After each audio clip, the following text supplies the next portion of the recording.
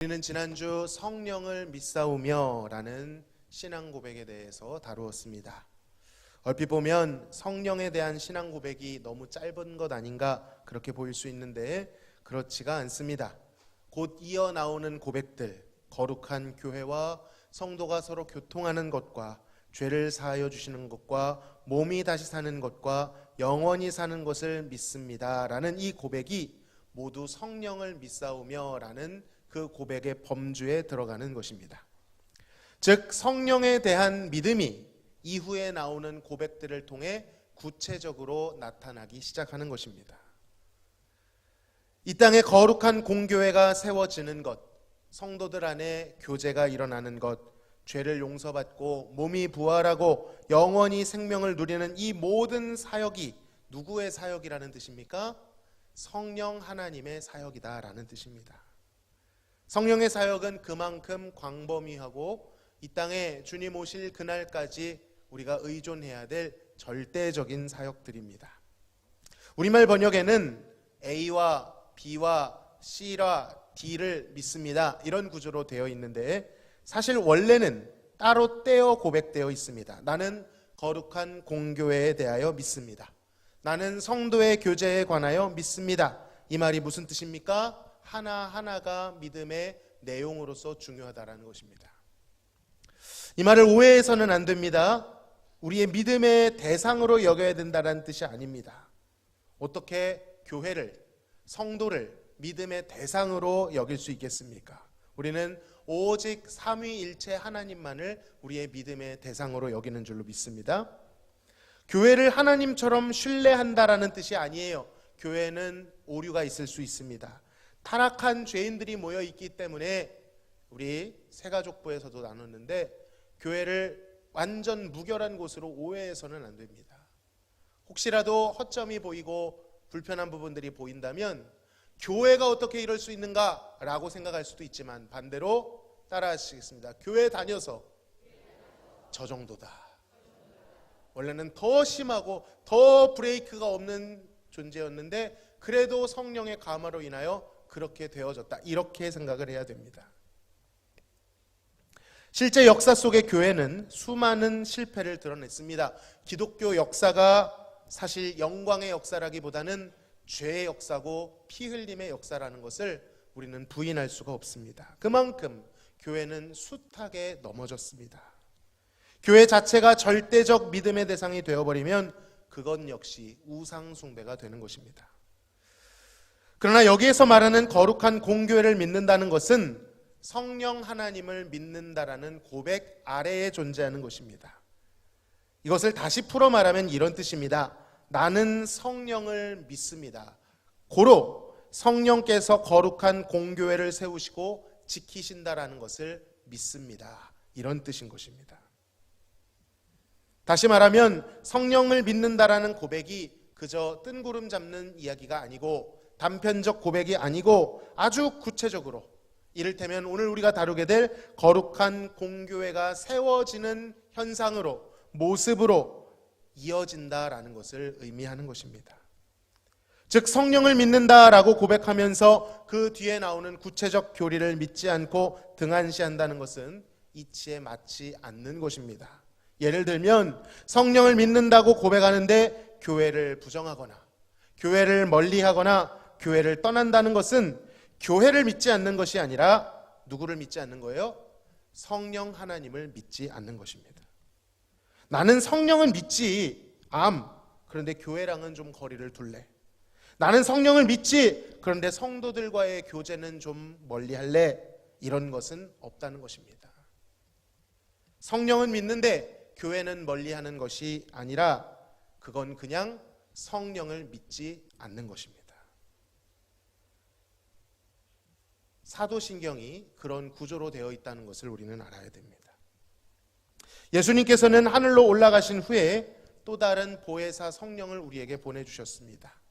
그 약속대로 오신 성령께서 이 땅에 오셔서 가장 먼저 하신 일 무엇이었습니까? 사도들로 하여금 복음이 전파되게 하시고 그 복음이 전해지는 곳에 교회가 세워지도록 하셨습니다. 즉 교회는 성령과 함께 시작된 것입니다. 사도행전 2장과 3장에 잘 나와 있죠. 교회를 세우리라라는 선언은 예수님께서 하셨지만 그 교회를 세우신 실행은 성령님께서 하셨습니다. 그러므로 성령님과 교회는 뗄래야 뗄 수 없는 관계입니다. 성령의 열매가 교회인 것이죠. 우리가 다루고 있는 하이델베르크 말고 또 다른 신앙고백서인 벨직 신앙고백서 제28항에서는 이렇게까지 언급합니다. 교회 밖에는 구원이 없다. 분명히 말합니다. 이것은 진리의 말씀입니다. 교회는 그리스도께서 친히 세우신 신성한 기관입니다. 그리고 우리는 오직 교회라는 기관과 그 구조 안에서 그리스도를 발견하고 믿을 수 있는 것입니다.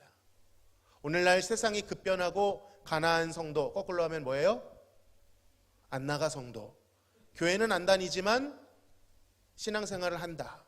여기에 점점 옹호하는 분위기가 생기고 있지만 하향평준화되고 있는 것입니다. 본래 성경은 그렇게 말하지 않아요. 교회에 속하지 않는 것은 신앙이 없는 것입니다. 성령에게 속하지 않은 것입니다. 우리는 거룩한 공교회에 속해 있고 속하여야 합니다. 공교회라고 하는 것은 보편적인 교회라는 뜻입니다. 영어로는 많이 들어보셨을 거예요. 발음을 좀 굴리면 캐톨릭, 한국말로 하면 카톨릭 처치입니다. 어디에서 쓰고 있습니까? 로마 천주교에서 쓰고 있습니다. 사실 이것은 천주교를 가리키는 말이 아니라 보편적 교회, 사도신경에 나오는 거룩한 공교회를 가리키는 단어입니다. 교회에 대한 내용은 사실 너무나도 풍성하지만 오늘은 한 가지만을 강조해보고자 합니다. 바로 이 거룩한 공교회성을 우리가 잃지 말아야 된다는 것입니다. 교회는 크게 두 가지로 나눌 수가 있습니다. 하나는 보편교회, 방금 말씀드린 카톨릭 처치이고요. 또 하나는 지교회, 지역교회 혹은 개체교회라고 불리는 교회입니다. 공교회라는 것은 이 세상에 오직 하나의 교회가 있다라는 뜻입니다. 예수님께서 오직 하나의 거룩한 교회를 세우셨다는 거예요. 현재의 교회뿐만 아니라 과거부터 현재와 미래를 아우르는 주님 오실 그날까지 존재하는 모든 교회는 주님의 한 교회입니다. 시간뿐만 아니라 모든 지역과 공간을 포함하고요, 모든 형태와 특징을 포함합니다.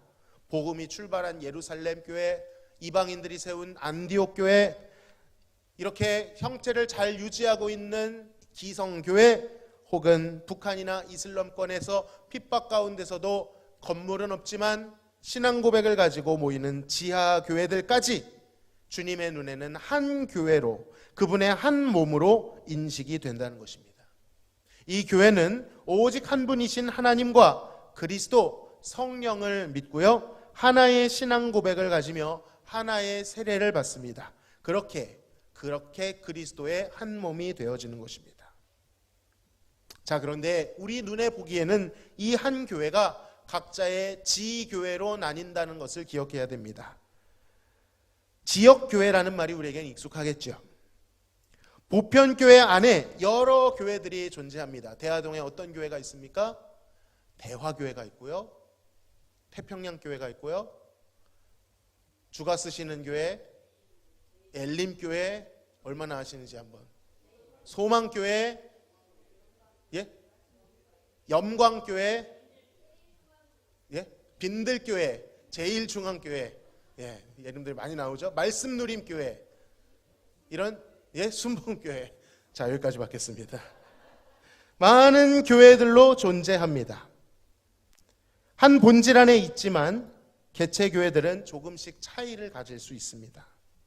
세상에는 다양한 교파가 있으며 그 교파들은 교리적 차이가 있어서 조금씩 강조하는 점이 다를 수 있습니다. 그렇다면 이 다양성 속에 이단과 사이비도 포함될까요? 그렇지는 않습니다. 이단과 사이비는 이 거룩한 교회의 범주에 넣을 수 없습니다. 여기서 말하는 거룩한 공적 교회, 보편 교회의 기준은 첫 번째, 성경이 하나님의 말씀이라는 것을 인정하고 예수 그리스도에게 대한 절대적인 고백, 예수 외에는 구원이 없다라는 신앙 고백이 동일하다라는 것을 기준으로 합니다. 이단들은 어때요?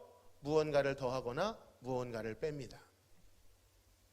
즉 디테일하게 말할 수는 없지만 크게 보면 이 사도신경을 온전히 믿느냐 믿지 않느냐가 하나의 기준점이 될 수 있을 것입니다. 자, 우리는 이 공교회와 지교회 사이에서 우리가 지교회로 존재하지만 공교회 안에 속해 있다라는 인식을 분명히 해야 됩니다. 이것은 단순히 머릿속에 있는 교리가 아니라 우리의 신앙의 태도로 나타나기 때문입니다. 여러분, 우리 마음속에 어떤 교회가 있습니까? 대화교회가 있죠? 혹시 없는 분 안 계시죠? 대화교회가 있지만 대화교회만 있어서는 안 된다는 것입니다. 우리 교회 잘 되어야 됩니까? 잘 안 돼야 됩니까? 잘 돼야 됩니다. 아멘. 우리 교회에 새로운 성도들이 와야 됩니까? 안 와야 됩니까? 와야 됩니다. 당연히 교회가 부흥해야 되는 건 맞습니다. 그런데 거기에서 그치면 안 됩니다. 늘 우리 마음 한켠에 동시에 존재해야 되는 것이 이 지역에 있는 다른 지교회, 이 대전과 조국과 열방에 있는 다른 지교회들이 함께 흥왕하고 함께 부흥하기를 늘 기도해야 되는 것입니다. 우리만 잘 되는 것을 추구하는 것은 주님 앞에 갔을 때 책망을 받게 될 것입니다. 왜냐하면 공교회성을 생각하지 않는 신앙 고백 밖에 있는 일이기 때문입니다. 구조상 10교회가 문을 열면, 개척을 하면 12교회가 문을 닫는다라는 시대를 우리가 살고 있다 보니 불가피한 경쟁 구도가 보입니다. 그러나 지교회들은 경쟁해서는 안 됩니다. 선의의 경쟁은 필요한 것 아닙니까? 물론 그것까지 말할 수는 없겠지만 경쟁이라는 표현보다는 상호 존중하고 기도하며 배려하며 그 구도를 깨나가야 합니다. 지역교회를 바라볼 때 남의 교회라는 인식을 가져서는 안 됩니다. 모두가 주님의 한 교회라는 인식을 가지고 우리 교회뿐만 아니라 그 교회도 다른 교회도 흥왕하고 부흥하기를 진심으로 기도해야 됩니다. 어떤 교회에 문제가 있다 이야기를 들으면 혀를 끌끌 차며 뒷담화해서는 안 됩니다. 우리 교회는 안 그러니 안심이다 이렇게 생각해서는 안 됩니다. 함께 가슴 아파하고 어떻게 해서든 문제가 수습될 수 있도록 같이 기도해야 될 줄로 믿습니다. 실제로 사도 바울은 자신이 세운 교회가 아닐지라도 교회에 문제가 생겼다라는 이야기를 들었을 때 잠을 이루지 못할 정도로, 자신이 만나지 못한 사람들을 위해서도 잠을 이루지 못할 정도로 고민하고 함께 기도했습니다. 반대로 주님의 교회가 부흥하고 은혜 안에 거할 때 정말 자기의 일처럼 바울은 기뻐했습니다. 여러분, 우리도 그래야 될 줄로 믿습니다. 시선을 넓혀 우리 대학교회뿐만 아니라 주님의 거룩한 공교회 모두가 흥왕하기를 기도해야 될 줄로 믿습니다. 지금 우리는 알 수 없지만 하나님께서는 각자 다른 이 지역 교회들을 통하여 하나님의 거룩한 교회의 완전함을 이루실 것입니다. 어떤 교회는 이런 모습, 어떤 교회는 저런 모습이 있을 것입니다. 그 교회들이 상호 간의 부족함을 보완하고 채워나가게 될 것입니다. 그러므로 성공한 교회, 실패한 교회는 존재하지 않으며 필요한 교회, 필요 없는 교회는 존재하지 않는 것입니다. 우리는 서로의 교회를 보며 배우고 반성하고 함께 조화를 이루어 선을 이루어 나가야 될 줄로 믿습니다. 그래서 사실 연합이라고 하는 것이 중요합니다. 신앙의 가장 정점, 신앙의 가장 숭고하고 성숙한 경지는요, 연합입니다. 혼자서만 잘하는 것 잘 못하고 있는 것입니다. 함께 가고 함께 승리하는 연합이 신앙의 최고봉인 것입니다. 그런데 오늘날 현대교회, 우리 한국교회 사이에서는 이 연합이 아직 좀 어색합니다. 쉽지가 않습니다. 구조적으로 쉽지가 않아요. 현실이 너무 척박하고 생존에 급급하다 보니 어쩌다 보니 배타성이 생깁니다. 연합하는 것이 때로는 불편해 보이고 유난스러워 보이기도 합니다. 지난번 저희 청년부가 작년이죠, 연합 수련회를 했습니다. 노회 안에 있는 여러 청년부들이 모여서 같이 청년 연합 수련회를 했는데 너무 은혜가 되었습니다. 그런데 지지난주 한 3주 전쯤이죠, 그 중에 한 교회가 오후 예배가 끝났는데 청년부 교역자와 청년들이 온 거예요. 왜 왔냐? 그냥 왔다는 거예요. 우리 교회 청년부를 보고 싶어서, 교제하고 싶어서, 또 인스타그램이나 이런 걸 보면서 좀 인사이트도 얻고 싶은 그런 마음이 있다고 하는데, 마음속으로 굉장히 귀하면서도 부끄러웠습니다. 연합하고자 손을 내미는 이 손길을 왜 우리가 먼저 내밀지 못했을까? 여러분, 이런 움직임들, 서로 교회 간의 담벼락을 허물고 연합하는 흐름을 하나님께서 기뻐하실 것입니다. 아직은 어색할지 몰라도 급진적으로 무엇을 하자라는 이야기가 아니라 우리의 인식과 기도부터 넓혀가야 될 줄로 믿습니다. 이 지역에 있는 교회들을 바라보며 지나가실 때 그 교회가 진심으로 흥황하기를 기도해 주시기를 바랍니다. 이 교회는 이렇게 해놨네? 저도 이제 목사다 보니까 관심이 생기잖아요. 이 교회는 이런 식으로 구성을 했네? 그런데 제3자의 구성이 아니라 우리 주님의 같은 교회인 것처럼 그런 열린 마음으로 기도해야 될 줄로 믿습니다. 그래야 대하동과 이 대전시와 조국의 교회와 이 열방이 주님께 함께 나아갈 그날을 지금부터 우리가 품어야 될 줄로 믿습니다. 요한계시록 7장 9절에서 10절은 이렇게 말씀하십니다. 같이 한번 읽어볼까요? 이 일 후에 내가 보니 각 나라와 족속과 백성과 방언에서 아무도 능히 셀 수 없는 큰 무리가 나와 흰 옷을 입고 손에 종려가지를 들고 보좌 앞과 어린 양 앞에 서서 큰 소리로 외쳐 이르되 구원하심이 보좌에 앉으신 우리 하나님과 어린 양께 있도다. 아멘. 그날이 되면 각 교회들이 각양 다른 색깔과 모습으로 한자리에 모여 한 하나님께, 한 그리스도께, 한 성령께 각자의 방언으로 찬양할 그날이 있을 것입니다. 우리는 그날을 꿈꾸며 지금은 조금 다르고 상황이 다르지만 서로를 응원하며 밀어주며 연합하며 그렇게 주님 오실 그 나라를 소망해야 될 줄로 믿습니다. 우리 시간 같이 한번 찬양하시고 함께 기도하는 시간 갖도록 하겠습니다. 우리를 사용하소서라는 제목으로 교회 공교회성을 생각하시면서 그런 교회 되게 하여 주옵소서 기도하며 찬양하시겠습니다.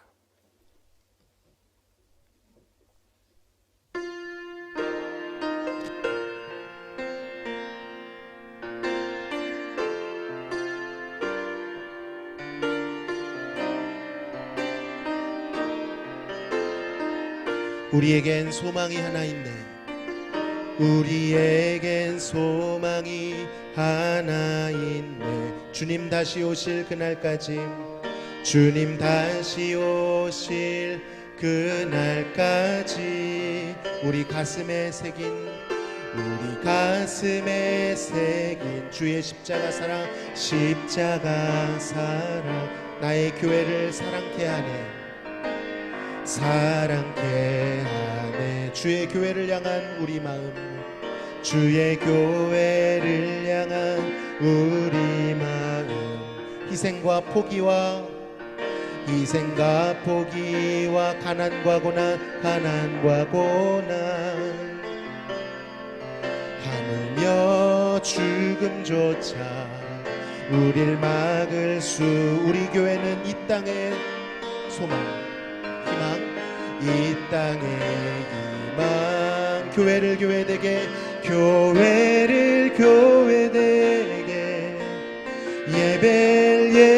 예배되게 우릴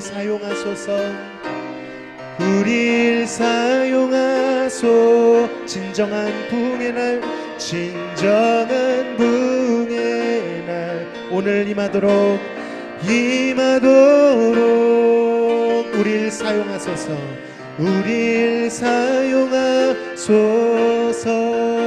우리 다시 한번 찬양합시다. 우리에겐 소망이 하나 있네. 우리에겐 소원이 하나, 주님 다시 오실 그날까지, 주님 다시 오실 그날까지 우리 가슴에 새긴 우리 가슴에 주의 십자가 사랑, 주의 십자가 사랑, 나의 교회를 사랑케 하네. 주의 교회를 향한 우리 마음, 주의 교회를 향한 우리 마음, 희생과 포기와 가난과 고난, 희생과 포기와 가난과 고난, 하물며 죽음조차 우릴 막을 수 없네. 우리 교회는 이 땅의 희망, 교회를 교회되게, 예배를 예배되게 우릴 사용하소서. 진정한 부흥의 날 오늘 임하도록 우릴 사용하소서. 성령 안에 예배하리라, 성령 안에 예배하리라. 자유의 마음으로 사랑으로 사역하리라, 사랑으로 사역하리라. 교회는 생명이니 교회를 교회되게, 예배를 예배되게 우릴 사용하소서. 진정한 부흥의 날 오늘 임하도록 우릴 사용하소서.